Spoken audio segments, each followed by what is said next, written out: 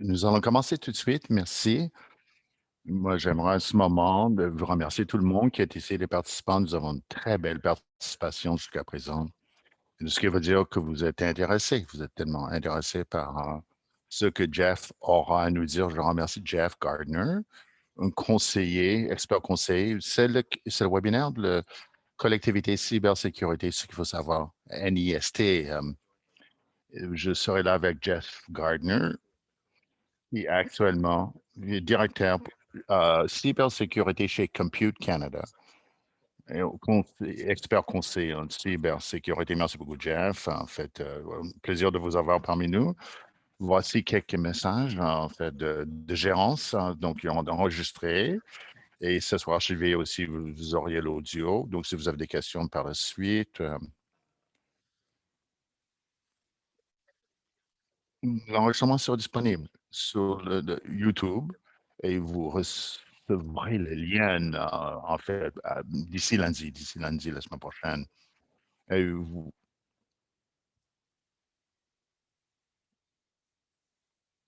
le webinaire également, c'est dans les deux langues. Vous aurez la version en français, aussi en temps réel. Alors, vous pouvez choisir l'icône d'interprétation en bas de votre écran et vous pouvez l'écouter dans la langue de votre choix, en anglais ou français si vous le préférez. Les participants, aujourd'hui, c'est Kevin Parent, moi-même, gestionnaire de programme cybersécurité chez Canary. Et Jeff Gardner, bien sûr, qui est Gardner Consulting, qui est expert conseil en cybersécurité, directeur de cybersécurité chez Compute Canada.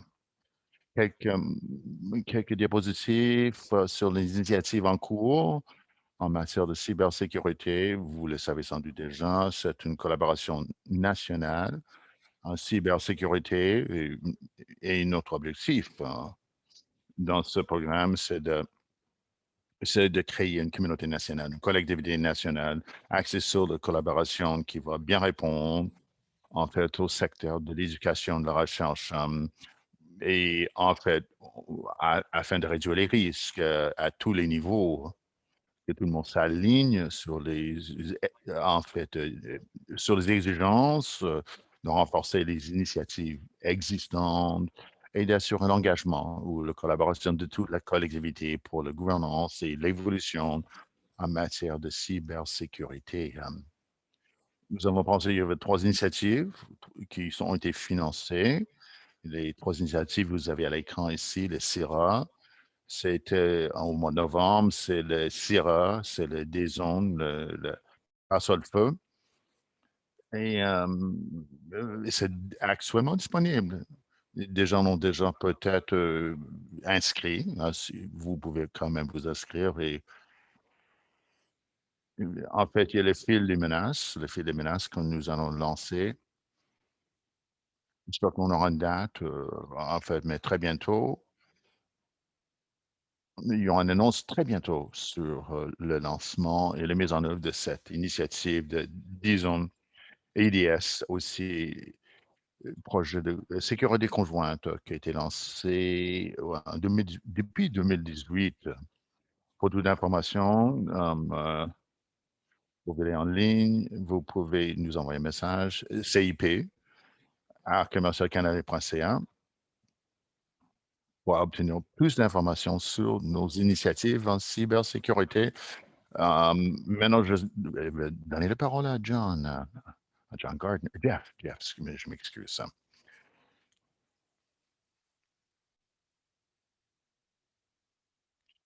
Merci beaucoup, Kevin. Est-ce que vous voyez l'écran? Voulez-vous confirmer? Oui, c'est très visible, l'écran. Ma petite amie pense que je ne donne pas assez de vie privée. Je ne respecte pas sa vie privée, ma blonde. C'est ce qu'elle me dit, ce qu'elle écrit dans son journal intime. C'est ce qu'elle a écrit. Et je vais l'ajuster pour le. Donc, si elle ne respecte pas assez sa vie privée, c'est ça, dans son journal intime, voilà. C'était. Merci beaucoup, Kevin. Merci beaucoup à Canary aussi de m'avoir invité, d'organiser ce webinaire. J'ai compris que nous avons une participation record, presque 200 personnes. Je suis content de voir que l'intérêt, souvent on me dit que j'ai trop d'enthousiasme pour des choses qui sont très plates, pour les normes en cybersécurité, que ça ennuie tout le monde. Mais je pense que vous vous y intéressez beaucoup, donc je suis content d'être avec vous. Ce qu'il faut savoir, le cadre en cybersécurité, ce qu'on appelle le NIST ou le cadre en cybersécurité. Moi, je m'appelle Jeff Gardner, directeur chez Compute Canada. Compute Canada, c'est un OSBL qui est en transition. Ça va, Norine, en fait, on va se joindre. Donc, je termine avec Compute Canada. Donc, nos services vont aller chez Norine. Isaac Newton, la pomme qui est tombée sur la tête. Il était à Cambridge et la pomme est tombée sur la tête. Et de cette pomme, il a eu l'idée, il a découvert la gravité, supposément. Mais supposément, c'est une anecdote qui est vraie. Lui, on lui a posé des questions. Son biographe lui a posé des questions. On est allé à Cambridge comme étudiant, comme professeur. Il y avait une pandémie à l'université de Cambridge. Au lieu qu'ils portent les passes, ils les ont envoyés chez eux. Donc, on a fermé Cambridge pendant 3 ans. La pandémie, c'était la peste bubonique qui a tué le septième de la population européenne chez lui, pendant ces 3 ans chez lui. C'est pas une pomme qui est tombée sur le pomme, mais en fait, il a vu une pomme tomber de l'arbre. On voit l'homme, le pomme qui tombait, il a aucun problème. Mais quel est le problème qu'il a constaté, qu'il observait? Est-ce qu'il posait la question, qu'est-ce que je dois donner après le souper? Qu'est-ce que je vais servir à mes invités? Donc, il s'est posé des questions et à laquelle il donnait la réponse. Pourquoi la pomme est allée en ligne droite, pas dans une autre direction, en ligne oblique? Et je le dis uniquement parce que pour lui, reconnaître le problème, ça nous donne la capacité de bien poser la solution. Donc, reconnaître le problème, qu'est-ce que c'est pour nous? Le problème pour nous aujourd'hui, c'est le problème de la technologie, cybersécurité. Est-ce un problème de technologie? Est-ce un problème de procédure, de processus? Problème de vie privée? Problème de connaissance des menaces, hein, sensibilisation des menaces? Manque de sécurité? Manque de contrôle? Est-ce un problème informatique? C'est différentes façons d'encadrer les questions et de poser les questions pour répondre en partie à les questions. Mais ce n'est pas l'unique problème. Ce ne sont pas les uniques problèmes. Le problème dans la collectivité, qu'est-ce qu'on va résoudre? Avec, je vais poser des questions avec l'image. Je vais vous faire une expérience. Vous êtes à la porte, vous avez les clés en main et vous vous posez la question, est-ce que je dois fermer ma porte à clé? Je vais au magasin, je vais au dépanneur, est-ce que je dois? Et la façon de répondre à la question, plusieurs. Imaginez-vous que le magasin plus près, c'est à 20 minutes, à 20 minutes. Le voisin le plus proche à 20 minutes de distance aussi, hein. Est-ce que vous avez besoin de barrer la porte, de fermer la clé quand vous allez répondre à la question? C'est différent si vous êtes dans un autre milieu, ou dans un autre contexte, un autre environnement, un environnement urbain, 10 000 personnes qui sont dans le même édifice. Et vous avez 2 minutes au magasin, mais il y a 4 millions de personnes. Est-ce que je ferme ma porte à clé? C'est le contexte souvent qui change. Vous allez peut-être arriver à une réponse tout à fait différente. Si vous n'avez pas compris, on a parlé d'évaluation de risque. On évalue le risque selon le contexte, si j'ai besoin de fermer ou non ma porte à clé. Et la clé, c'est le contrôle de sécurité. Donc, c'est quoi le problème? C'est quoi le problème pour la cybersécurité? La réponse, il répond au problème de gestion de risque. Donc, la cybersécurité, c'est une question de gestion des risques. Et je ne suis là pour discuter les risques, mais je dois être certain que nous comprenons tous. Nous travaillons à partir des mêmes hypothèses. Les professionnels en cybersécurité reconnaissent que le risque, en fonction de deux dimensions, possibilité et impact, ou la probabilité fois impact. Est-ce que le risque est plus élevé si vous avez travaillé en dehors de 4 voies ou un chemin de région, là, on dira plus élevé sur l'autoroute à 4 voies.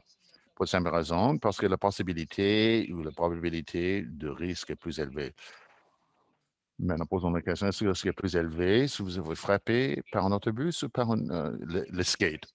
C'est plus élevé quand vous êtes frappé par un autobus par rapport à un skate.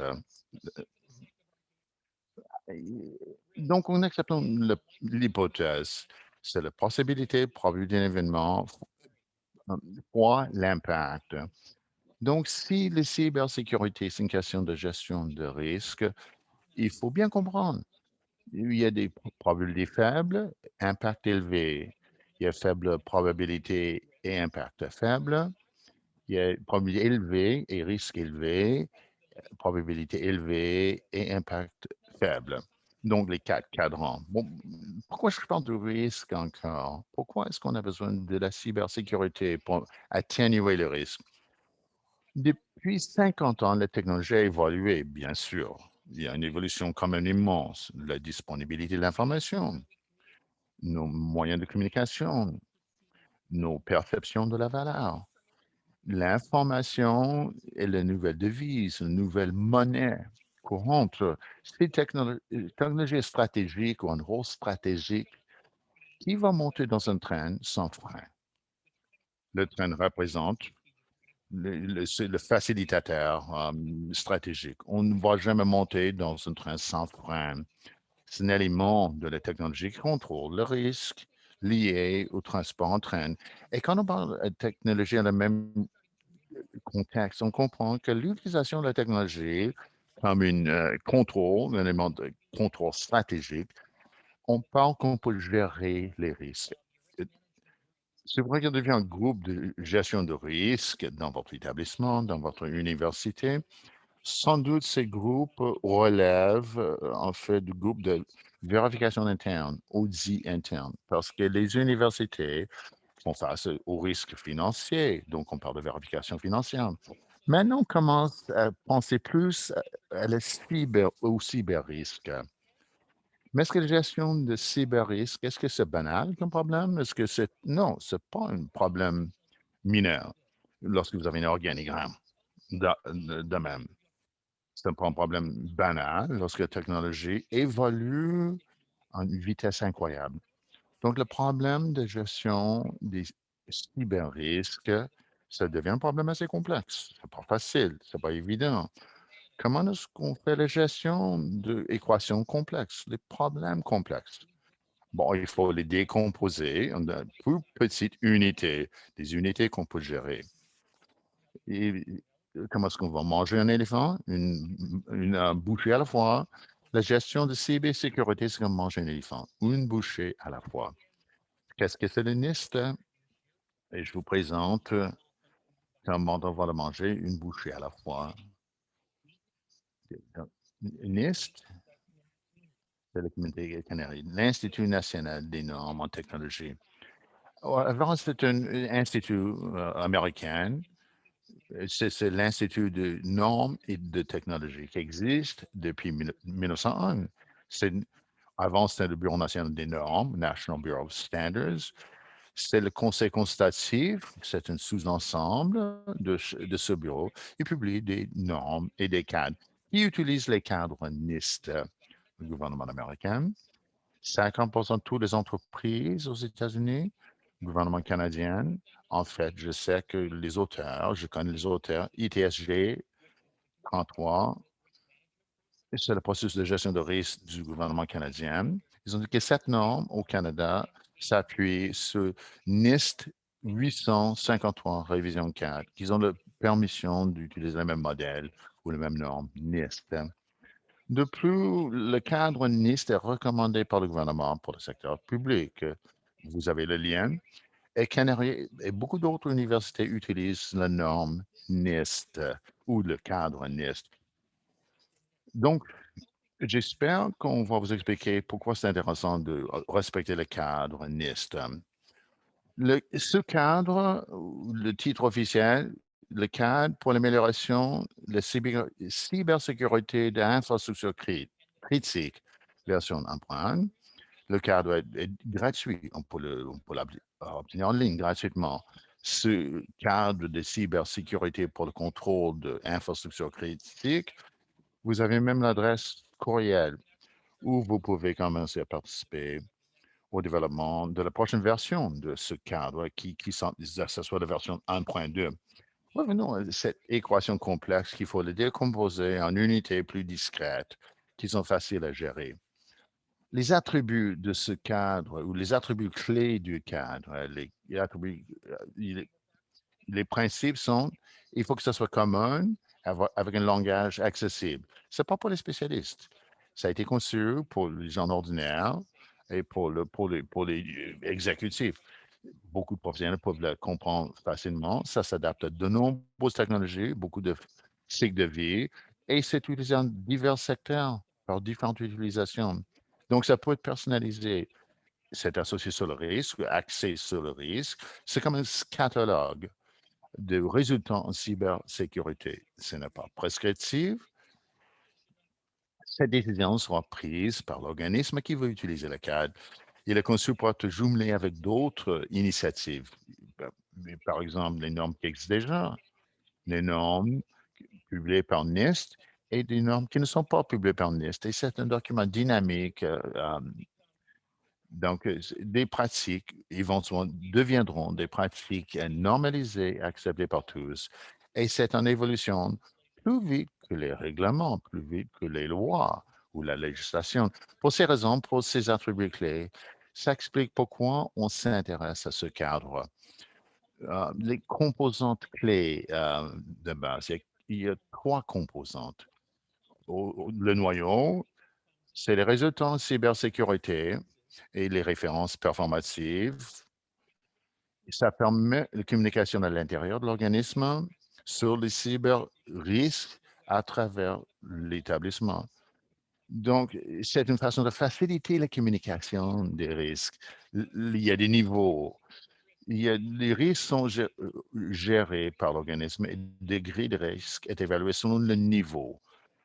Les niveaux, ce sont des modèles de maturité de cybersécurité. Et en dernier lieu, un profil. Vous pensez, les banques, par exemple, ils ont besoin de différentes matières de cybersécurité.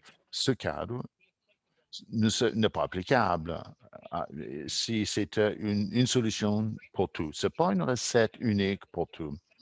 Selon le secteur et selon les besoins, le profil sera différent. Nous reviendrons à ce profil personnalisable. Est-ce que c'est une industrie? Est-ce que c'est un secteur financier? Donc, ça soutient la priorisation des risques et les mesures des risques selon le secteur et selon les besoins de l'entreprise. Compte tenu de la collectivité canariée, on parle de la recherche, éducation supérieure, les universités, pédagogie, ainsi de suite. Les niveaux de mise en œuvre, vous savez, c'est un modèle de maturation de cybersécurité. Parce qu'on va évaluer pour toujours améliorer la cybersécurité, il faut la mesurer. En fait, ici, vous avez en fait les mesures utilisées. 5 niveaux, 5 stades de maturation initiale en développement, définis, gérés et optimisés. Vous voyez, ça va en a 5. J'aime le tableau parce que ce modèle peut s'appliquer à la technologie, au processus et aux gens. Un tabouret à 3 pattes.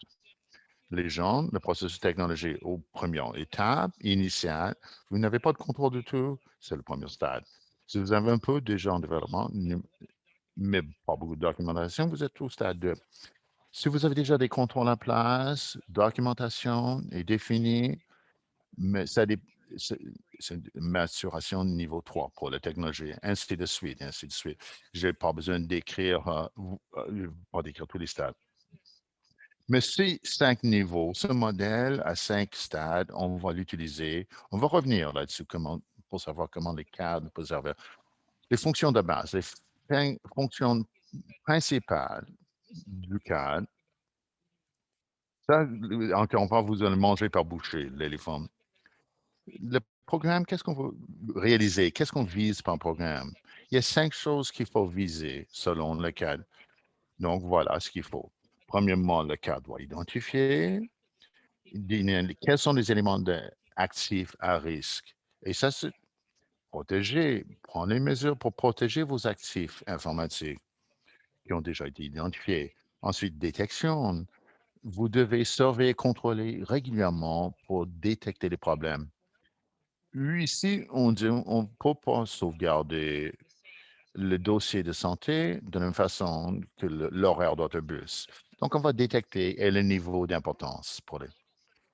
C'est pas tout, pas toutes les initiatives ne sont pas toutes parfaites.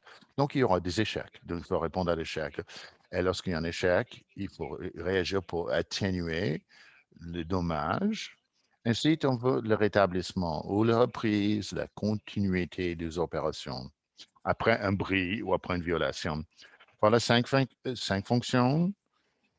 Ce sont les cinq objectifs stratégiques. Et c'est sûr, ça devrait dire quelque chose chez tous les dirigeants, tous les exécutifs. Pourquoi mettre en place un programme de cybersécurité?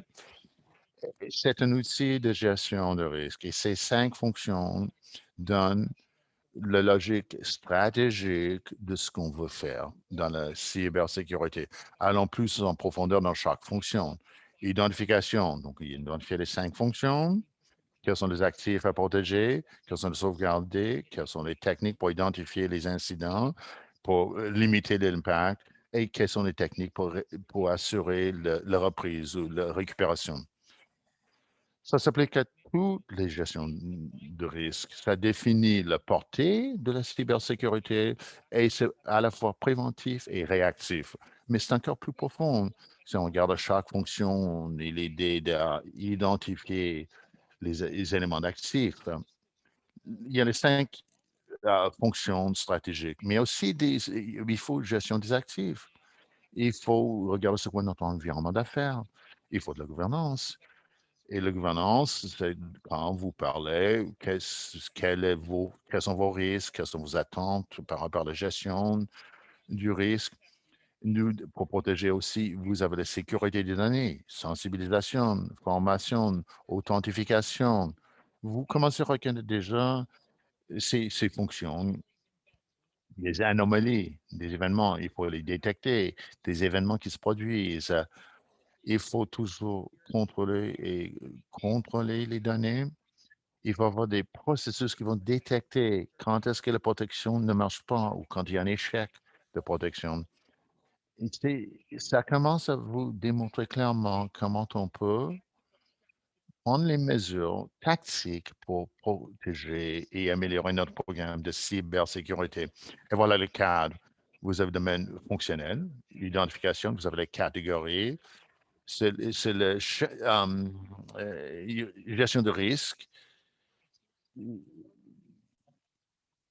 y a la fonction d'identification, c'est ID. Ensuite, il y a les catégories, ID.SC, chaîne d'approvisionnement, gestion de risque, une sous-catégorie IDSC1.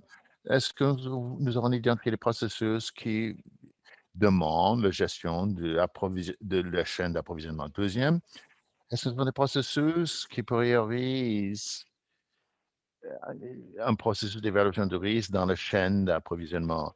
Et nous allons vers les fonctions sous-catégories. On commence avec des mesures, des actions à prendre pour améliorer notre. Et en dernier lieu, si on regarde une norme, le cadre prévoit des normes, y compris des normes publiées déjà par NIST et des normes qui sont publiées par d'autres. Il y a les 5 sections. Vous voyez les CIS, le COBIT, le ISA, le ISOTEC. Si vous avez besoin d'autres informations pour comment améliorer la gestion de la chaîne d'approvisionnement, vous allez choisir la norme. Une parmi d'autres normes qui pourra peut-être être applicable pour vous. Encore une fois, il y a 5 fonctions de base. C'est comme un catalogue de résultats possibles en cybersécurité. Ces résultats, ces vous avez c'est tout ça identifié, vous avez les 5. Ensuite, détection, c'est facile. Vous avez ensuite les catégories par rapport à chaque fonction. Ça vous montre à la fois l'objectif stratégique et les résultats fonctionnels. Vous donnez un exemple déjà pour identifier, protéger par exemple, un niveau élevé, et gestion d'identification, contrôle d'accès, sous-catégorie, et dans le sous-catégorie, en fait, lorsque les personnes vont utiliser une identification, est-ce qu'il doit avoir des droits d'accès, ainsi de suite, et vous avez les normes applicables. Même chose pour répondre. Je n'ai pas besoin d'aller dans chaque fonction parce que vous avez l'idée comment ça va par fonction, catégorie et norme. Il y a 5 fonctions, comme déjà dit, 23 catégories, 108 sous-catégories, avec de nouvelles gestion de la chaîne d'approvisionnement, par exemple. Voilà, dans le profil, les façons de penser au profil. Un profil, c'est sur mesure de la fonction de base pour un secteur, pour une organisation. Ce qui nous intéresse aussi, c'est le profil qui peut s'appliquer pour l'éducation supérieure ou pour l'institut de recherche. Peut-être nous n'avons pas le même profil qu'une banque. Ce pas les mêmes productions. Le profil, il y a une mission, il y a la logique, résultat en cybersécurité. Ça aligne les exigences en cybersécurité avec les méthodologies qui existent déjà. Ça devient un fondement pour l'évaluation, l'expression d'état cible et ça vous permet de soutenir les décisions pour la gestion des risques en cybersécurité.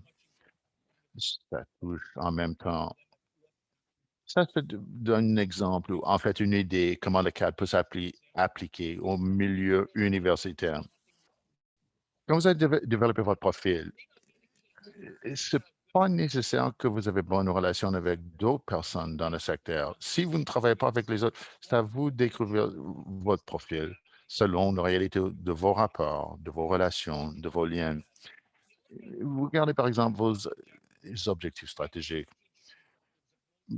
des universités. Quels sont les objectifs? C'est la pédagogie, c'est les découvertes, recherche, enseignement.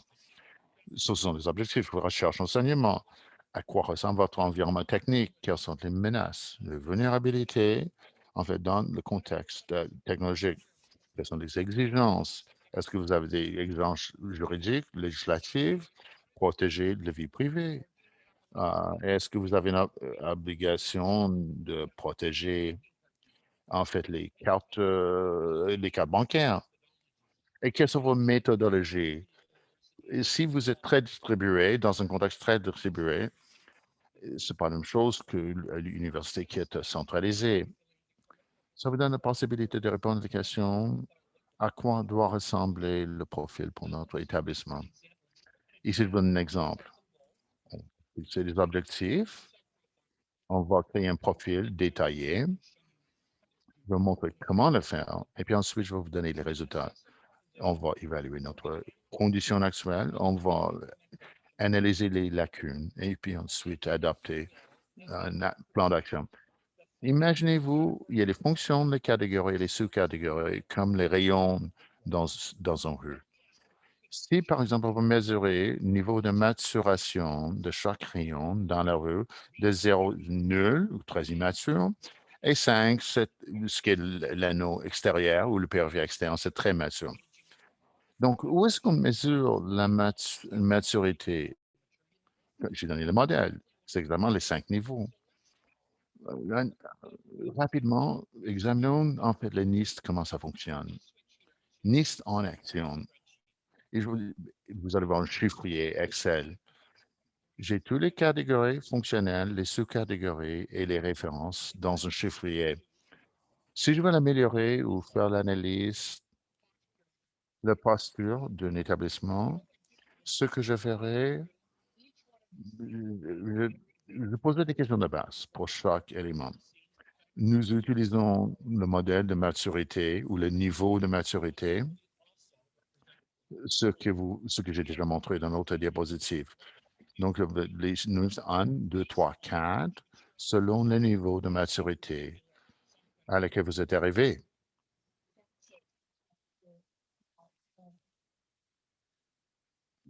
On n'a pas voilà, le chiffrier. On ne voit pas le chiffrier. Le chiffrier Excel n'est pas visible.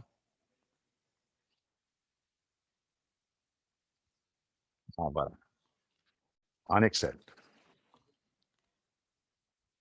Vous voyez ici, nous avons la fonction catégorie, catégorie B, sous-catégorie C, référence D. Donc, je vais utiliser, admettons, je suis le chef de l'informatique de l'organisme. Commence par les politiques. C'est un politique qui détermine les systèmes à protéger ou un inventaire. Elles sont les réponses. Je dis oui ou non, je vais assigner un A5. Un A5. Ensuite, il pose la question suivante. Qu'est-ce qu'on fait en pratique réellement? Est-ce qu'on répond à la politique? On voit ici que le politique est un niveau 3 et les pratiques dépassent les attentes. Et pour toutes les sous-catégories applicables, c'est pas toutes les sous-catégories doivent être appliquées à chaque organisme. Et on pense que l'organisme comprend mieux son profil que ce qui est. Ensuite, je vous donne un bémol. Ces données ont été créées de façon aléatoire quand on dit maturation de la politique. Pour générer ces chiffres, en fait, c'est un générateur par chiffrier. Une fois que j'ai parlé avec mon personnel, on a examiné notre politique en place. J'ai demandé nos pratiques en place. Ce que ça me donne ensuite, c'est le modèle ici en bas à gauche.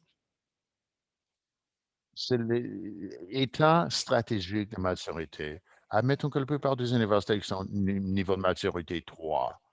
Vous voyez donc dans l'image en bas à gauche, le score ciblé, c'est 3. Tous les universités sont à 3. Nos, en matière de politique, des fois, notre politique ou nos attentes en politique sont inférieures à l'industrie, au secteur. Admettons, répondre, récupérer, identifier, protéger et protéger, c'est égal au secteur, mais récupération, on est plus faible de la moyenne du secteur. Et notre capacité de détection dépasse ce qui est attendu de notre secteur.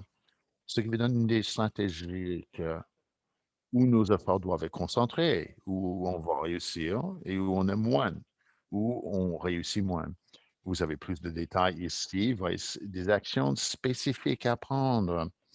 C'est les attentes pour les universités, c'est 3. Et on regarde notre gestion d'actifs, par exemple, environnement d'affaires, gouvernance. On ne fait pas bien, on dépasse l'attente de l'université de niveau 3. Donc, on n'a pas besoin de s'en occuper. Mais qu'est-ce qui se passe ici? Gestion de la chaîne d'approvisionnement, notre gestion de la chaîne d'approvisionnement, les attentes sont très faibles. Mais les pratiques ne sont pas meilleures, mais c'est inférieur à la moyenne pour notre secteur. On peut l'utiliser, nous, comme outil pour répondre aux questions stratégiques sur l'efficacité de votre cybersécurité déjà en place, mais vous pouvez l'utiliser également pour vous indiquer les résultats fonctionnels qu'il faudra viser.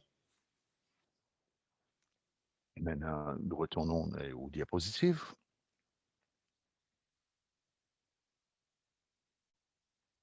Donc, est-ce que vous voyez maintenant les diapositives? Oui, merci beaucoup, c'est très visible. Chaque fois que j'ouvre les chiffriers, parce que j'ai besoin de ces fonctions, le profil peut être variable. Le profil stratégique qu'on vient de générer, on voit ici que c'est très semblable à ce que je viens de montrer. Hein. La protection d'identification, c'est très bien pour le secteur. Détection dépasse le secteur universitaire, mais en pratique, très faible. Donc, le politique fixe des objectifs très élevés, mais en pratique, on n'arrive pas au niveau de nos attentes, au niveau prévu par nos politiques. Et répondre et récupérer, c'est la même chose.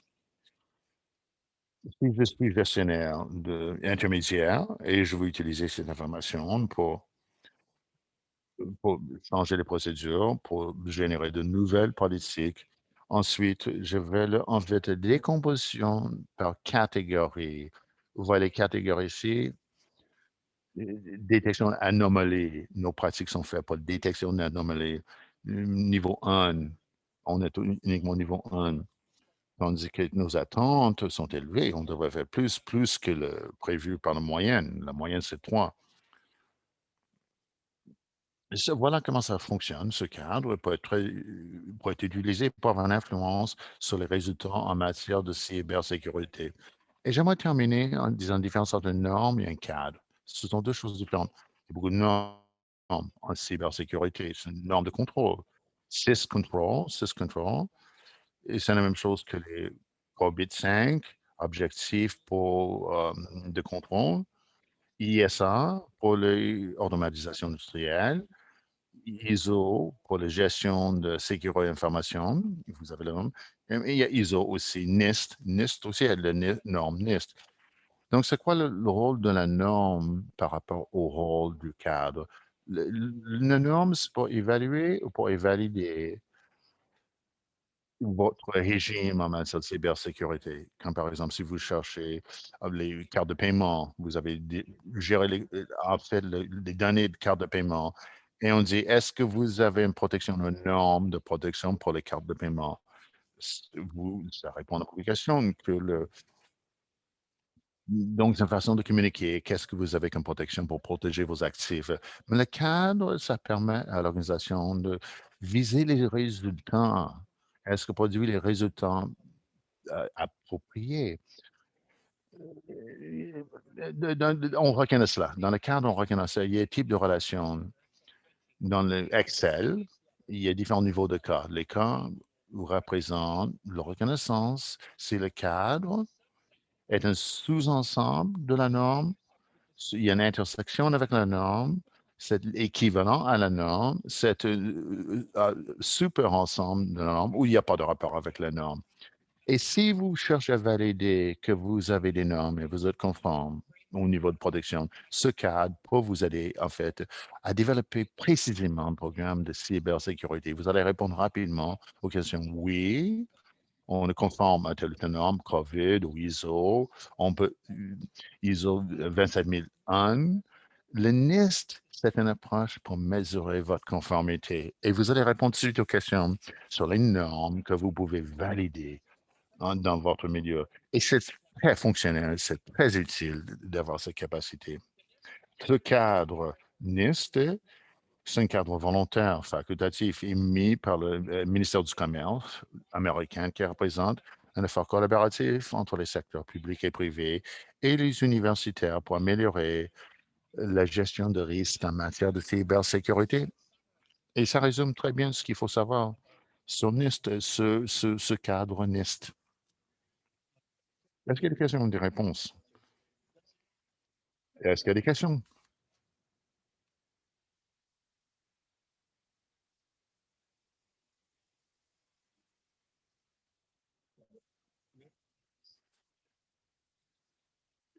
NIST, c'est les talons d'or pour les cadres de cybersécurité. Si on contrôle NIST pour amener l'organisme de faible maturité à élevée, est-ce qu'on devrait adopter NIST? Est-ce que ça va assurer qu'on va arriver à un niveau plus élevé de cybersécurité? Oui, ce que j'ai dit dans la dernière diapositive. Je retourne au cadre.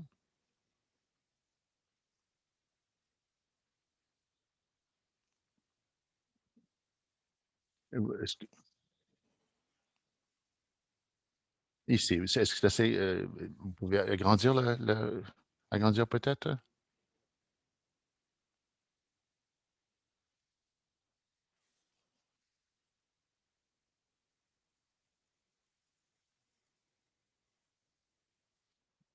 Vous l'affichez de nouveau. Vous voyez ici, la cybersécurité et les composantes du cadre. Cherchez des références. Les normes sont complètement droites. Les références, c'est CSC, la norme CSC. Ça veut dire, en vertu du cadre, qui n'est pas une norme, c'est un cadre, si vous cherchez la fonction de protection, protection des actifs, et vous regardez les catégories d'identification, contrôle d'accès, vous allez complètement droit dans le 6 l'exige, mais COVID l'exige, ISA l'exige, et les contrôles industriels, et ISO à 27 000 ans. Le cadre inclut la norme. Le cadre va vous dire exactement quelles normes s'appliquent à vos catégories, à vos sous-catégories. Donc, si vous commencez par les fonctions, première fonction, et ils vont être de catégorie, ensuite vers sous-catégorie. Ensuite, ensuite, vous pouvez faire une cartographie par rapport aux normes. On peut dire, par exemple, à cause de ceci, à cause de cette intervention ici, à cause d'autres sous-catégories, nous sommes conformes à ces normes. Donc, on peut prendre les mesures pour développer, faire une vérification, faire un audit, faire une certification. Est-ce que ça répond à votre question?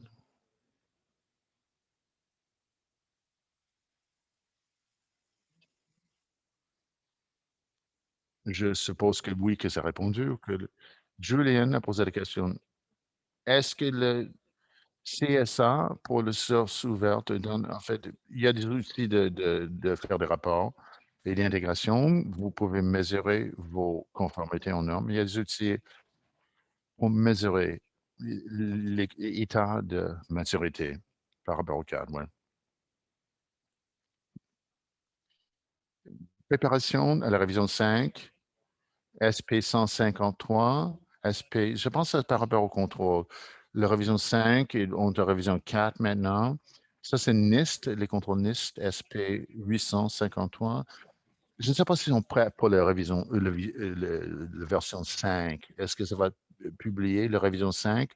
Ah, dans ma tête, je pensais que c'était déjà. Moi, j'ai utilisé la révision 4 ici, parce que la révision 4, ça a été utilisé pour créer, en fait, les, les outils de Audi. Si la révision 5 n'a pas encore été publiée,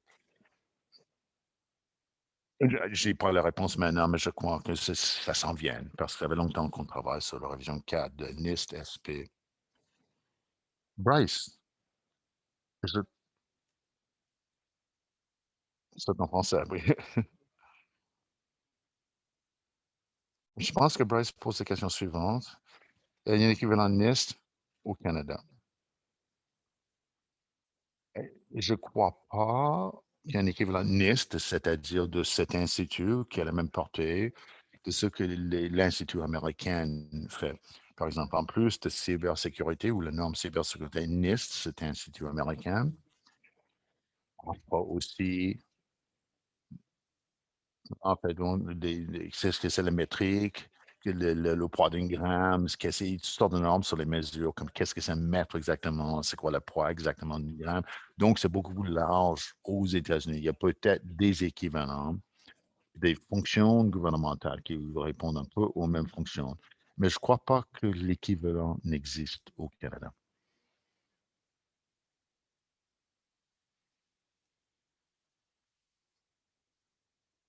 Anita pose la question suivante. Merci beaucoup. Dans votre idée, c'est quoi, combien de temps est-ce qu'il faut réserver pour adapter les meilleures pratiques, pour éviter les problèmes de... C'est un problème, c'est ça, il y a le problème d'Internet pour les enseignants, pour le corps professoral. Très bien. Dans le cas de NIST, la première étape, c'est identifier les actifs à protéger. Qu'est-ce qu'il faut protéger? Par exemple, je sais que dans un collège, une école secondaire, une université, peut-être les éléments d'actifs sont différents. Mais école secondaire, par exemple, quels sont les actifs informatiques qui sont les plus valables? Ou autrement dit, qu'est-ce qu'on voit le plus à protéger dans l'école secondaire? Et pour éviter l'exposition, qui pourrait causer beaucoup de dommages à l'école secondaire. Et ça, c'est des mesures d'impact. C'est l'information personnelle identifiable, les notes de qu'est-ce que vous pouvez pour identifier la portée? Identifier, c'est quoi la portée ou quoi, en fait, la collection de données ou d'actifs à protéger? C'est uniquement le système, j'ai des informations sur les renseignements nominatifs. C'est peut-être pas beaucoup, c'est uniquement les renseignements nominatifs. Vous pouvez quand même très vite, assez rapidement. Ça ne devrait pas être difficile une fois que vous avez l'exercice. Quels sont les renseignements nominatifs à protéger? L'université peut être plus large. Peut-être il y a beaucoup de sources de données, numéro de téléphone, renseignements, adresses, toutes sortes. Les universités aussi sont très complexes. Il n'y a pas un seul département ou service qui fait exactement quels sont tous les renseignements. Donc, essayez d'identifier toutes les sources de renseignements et de protéger les renseignements dans le contexte universitaire. C'est peut-être plus long à faire, uniquement parce que aller fouiller dans la première catégorie, c'est plus long. Donc, il faut vraiment prévoir les temps selon la difficulté d'identifier les résultats. Est-ce que, Amina, ça répond à votre question? Karen a posé la question. Vous avez généré un chiffre aléatoire, mais comment est-ce qu'un organisme va appliquer une valeur? La valeur assignée dans la 5, c'est lié le modèle de maturité en cybersécurité. Il y a le modèle de 5 niveaux.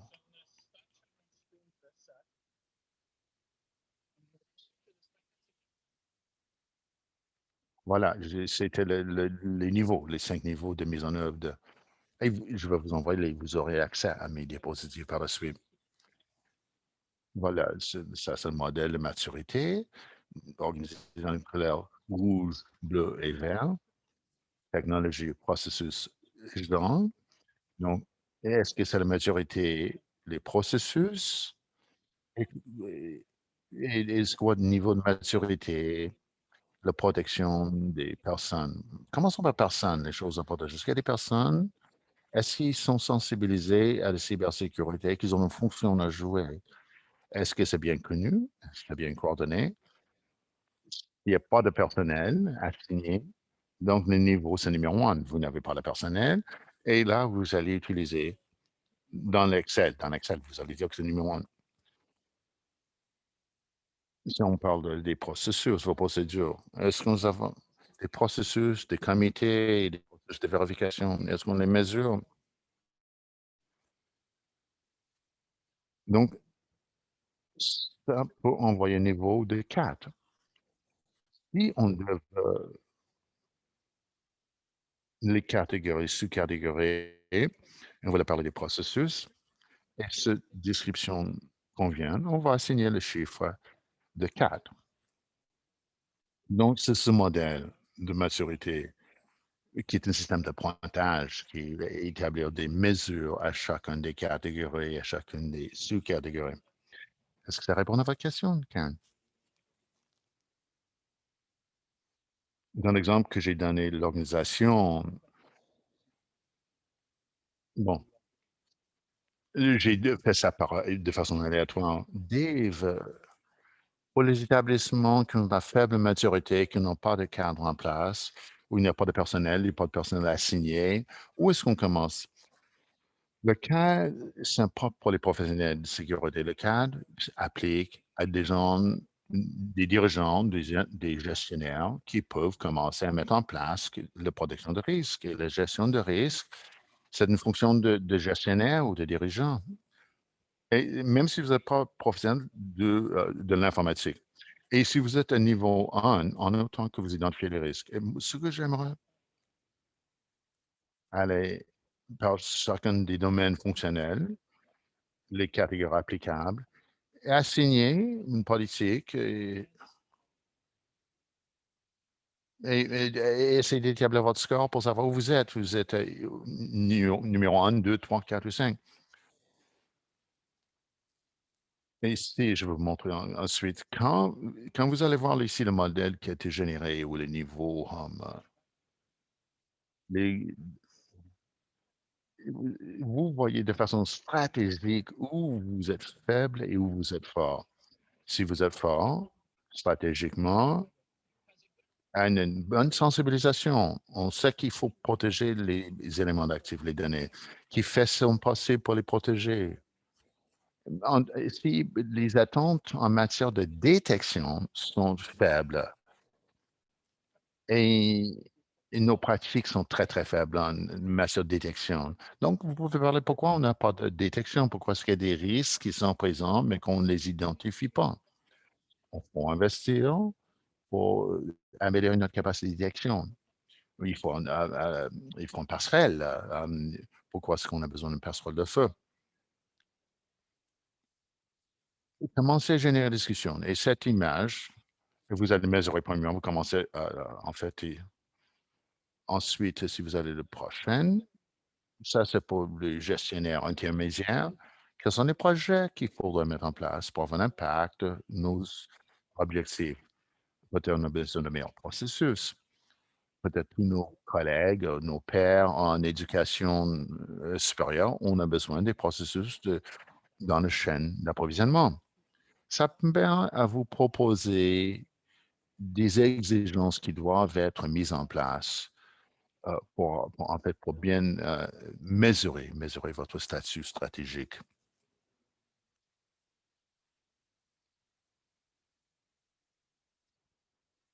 MITRE ATT&CK Framework, est-ce que vous utilisez avec MITRE ATT&CK Framework ou le cadre MITRE ATT&CK? MITRE ATT&CK, c'est un cadre qui examine spécifiquement les vulnérabilités. Ce cadre plutôt examine l'approche globale en matière de gestion de cybersécurité. Les vulnérabilités, c'est un élément seulement. Il y a un rapport entre les deux quand même. Si vous allez dans les domaines fonctionnels de détection dans NIST ou protection, ou la fonction protection, il y a les sous-catégories de protection. Il y a des choses qui vont examiner. Mesurez-vous les vulnérabilités dans l'établissement? Mesurez-vous les vulnérabilités avec les systèmes à risque élevé? Est-ce que vous avez un processus de gestion pour... Donc, la cartographie MITRE, c'est bien, MITRE ATT&CK, mais seulement un sous-ensemble de l'approche générale qui est prévu dans NIST. Bryce, merci beaucoup, Julienne, d'avoir informé de l'information sur les outils. Reza, est-ce que les chefs de l'informatique dans les établissements canadiens s'impliquent beaucoup? En fait, pour répondre à cette question, est-ce que les chefs de l'informatique, j'étais peut-être le premier moi-même. J'avais un poste dans une université canadienne j'étais chef de l'information. C'était controversé parce que j'avais été nommé chef de la sécurité. C'est controversé dans l'université où j'avais été nommé et c'était pas accepté, bien accepté. Mais maintenant, environ le tiers d'établissements canadiens ont déjà nommé des CISO. J'étais le chef de la sécurité informatique. Je pense qu'il y a une place. Dans le domaine de la recherche, il faut engager des chefs de la sécurité informatique. Et ce rôle comme gestionnaire de risque, ce sont des fonctions qui évoluent. Quand moi, j'avais commencé, la réponse, ils m'ont relevé du chef de l'information sécurité. Mais depuis 5 ans, est-ce que les CISO ou les chefs de la sécurité relèvent du chef de l'informatique ou chef? Est-ce que c'est quoi? Non, oui, les établissements les plus avancés, les chefs de l'information sécurité, il y a une valeur à ce poste-là. Ils travaillent chèvement avec le chef de l'informatique parce qu'un rôle, c'est de protéger les technologies et de le protéger. C'est comme une métaphore avec les trains sans frein. Le train sans frein, ça vaut pas grand-chose, hein. Donc, les gens les plus avancés ou les penseurs les plus avancés avec les chefs de l'informatique ont avancé beaucoup de travail avec un chef de la sécurité informatique. C'est les deux vont ensemble, les deux vont ensemble. Si on fait un sondage dans tous les pays, il y a beaucoup d'établissements qui ne voient pas l'importance. Ils disent qu'on n'a pas besoin de ce chef de la sécurité. Mais ça va évoluer, ça va changer lorsqu'on comprend qu'on a besoin de protéger nos actifs informatiques. Curtis, les NIST des autres normes semblent viser les grands organismes, les grands établissements qui ont beaucoup de ressources pour avoir les contrôles. Qu'est-ce qu'on fait pour les petits établissements? Est-ce qu'ils peuvent... C'est une bonne question, c'est une excellente question. La première chose que je dirais, Curtis, si vous examinez les catégories, en fait, avec les 5 fonctions, si vous avez un petit établissement, vous avez un petit OSBL, par exemple, avec 100 employés, 100 employés seulement, et le nombre d'éléments à protéger, c'est limité. Vous n'avez pas besoin de tout le modèle et tous les sous-catégories. Vous appliquez uniquement les premières catégories. Il faut être quand même flexible dans votre pensée. Il faut regarder la liste de sous-catégories et qu'est-ce qu'il nous faut? qu'est-ce qui n'est pas nécessaire pour nous? Si je donne un cas, je essaierai de regarder qu'est-ce qui est applicable à mon contexte et commencer avec les catégories et les sous-catégories qui s'appliquent à votre établissement. Merci, Marc. Actuellement, je travaille avec une université canadienne et je travaille avec Compute Canada. Je suis très content toujours de faire une différence dans le contexte universitaire au Canada. Peut-être je peux me mettre en contact avec mon patron à une autre université canadienne. Peut-être ça serait bien d'avoir vos services. C'est- Aaron pose la question. Qu'est-ce que Norine, qu'est-ce que le rôle de Norine lorsqu'il travaille avec les établissements de recherche? Norine, qu'est-ce qu'il va contribuer avec ce cadre? Pour répondre à cette question, quand je, dans le contexte institutionnel, comme chef de l'information, je travaille avec les commissions de déontologie. Un problème, les responsables de la déontologie de recherche ont compris, parce que les responsables de déontologie de recherche sont bien formés, le processus de déontologie pour la protection de renseignements, mais ils ne peuvent pas faire la même chose. Ce n'est pas eux les gestionnaires de risque. C'est deux fonctions différentes, hein. Et ils n'aiment pas faire le gestionnaire, même si les données sont à risque élevé. Dans deux établissements de recherche où je travaillais, on a fait le classement des données. Le classement des données, ça te permet à l'établissement de formellement reconnaître des silos de risque selon le type de données. Et donc, ça permet non seulement de regarder la protection de la technologie, mais la protection des données. Et les commissions de déontologie ont compris. L'institution doit donner les ressources pour protéger les données. Lorsqu'un chercheur quitte le comité de déontologie et que vous devez protéger vos données, peut-être ils vont amener leurs données vers des collaborateurs ou Compute Canada ou Norine, ils vont le confier à Norine. Est-ce que les états de risque sont communiqués du comité vers Norine? Est-ce qu'il y a une communication entre la commission de déontologie et Norine? Pas encore, mais dans ma capacité, je voudrais que ça change. Nous avons un plan d'action intermédiaire quand on parle de classement des données. Et une fois que nous avons le classement des données selon le type de données, la prochaine étape, c'est les attentes de matière de manutention des données. Et ça, c'est quand on va donner des éléments sur le. Et c'est pour être certain qu'on communique entre les différents organismes.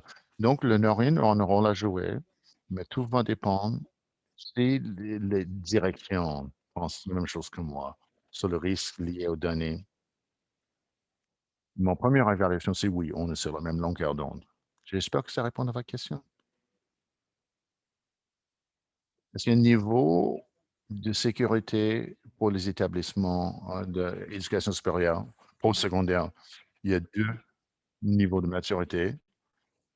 Les grandes universités s'alignent parce qu'il y a déjà des chefs de l'informatique qui sont déjà liés avec les KISO et Canary. En fait, les autres universités ne sont pas dans les 15 plus grandes, ils ont un niveau distinct. Au Canada, je dirais, il y a deux niveaux de maturité selon la grandeur de l'université. Les U15 mènent le chemin en termes de la pensée de cybersécurité. Et les petites universités devront suivre l'exemple aussi bientôt. Je ne veux pas éviter les questions. Je pense que la réponse est raisonnable. Des initiatives, par exemple, Canary, les efforts de Canary pour réunir tous les groupes de cybersécurité pour faire des solutions. QSO, qui est impliqué avec le gouvernement, et CANSOC aussi, tous ces éléments sont des éléments catalyseurs pour le développeur d'un seul niveau commun partagé. J'espère que d'ici 10 ans,